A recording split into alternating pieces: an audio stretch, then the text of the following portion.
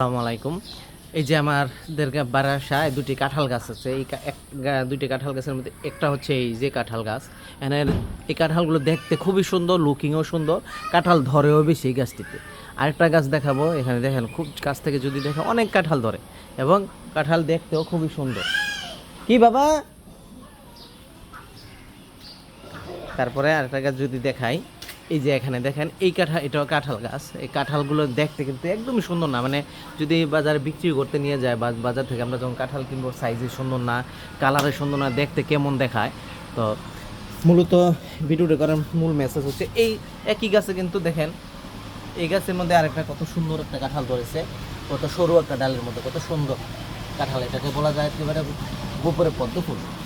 মূলত এই ভিডিওটা করার মূল মেসেজ হচ্ছে, যেটা আমার মাথায় আসছে, যে আমরা অনেক বিবাহ যখন আমাদের ছেলে মেয়েদেরকে বিয়ে করাই বা বন্ধুবান্ধবদেরকে বিয়ে করাই, তখন দেখা যাচ্ছে খুব সুন্দর দেখে, টাকা পয়সা দেখে আমরা বিয়ে করাই ছেলে মেয়েদেরকে, বন্ধুবান্ধবরা, ইভেন আমরা নিজেরাও।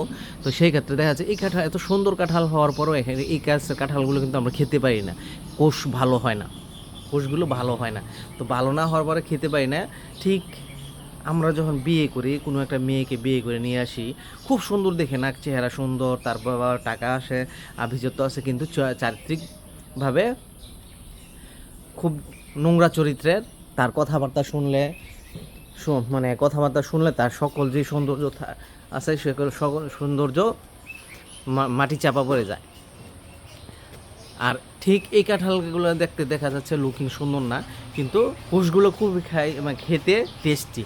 আমাদের মূলত দরকার কি জীবনে, যত কিছু হয়, ডাক্তার, ইঞ্জিনিয়ার, যত কিছুই হই না কেন, আমাদের মূল টার্গেট কিন্তু হচ্ছে সুখে থাকা। আমাদের মূল টার্গেট হচ্ছে সুখে থাকা, সুখে থাকতে হবে আমাদের।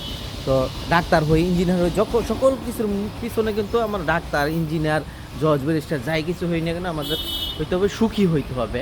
তো সেই জায়গার মধ্যে যদি আমার সুখটা না থাকে, আমার সকল ডাক্তার, ইঞ্জিনিয়ার, টাকা পয়সা, সৌন্দর্য, সকল জিনিস কিন্তু আমাদের একদম মাটি হয়ে যায়।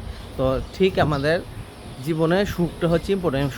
সুখের জন্য প্রচুর সুন্দর হইতে হবে, কিংবা প্রচুর টাকা থাকলেই সুখী হয়ে যায়, ব্যাপারটা এরকম না। সুখের সংজ্ঞা অন্যরকম।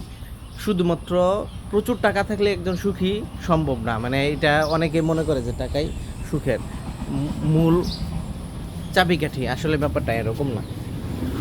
যার যা কিছু আছে তাই নিয়ে সুখে থাকার চেষ্টা করতে হবে। যার যা কিছু আছে তাই নিয়ে সুখে থাকার চেষ্টা করতে হবে। ধন্যবাদ, সবাই ভালো থাকবে।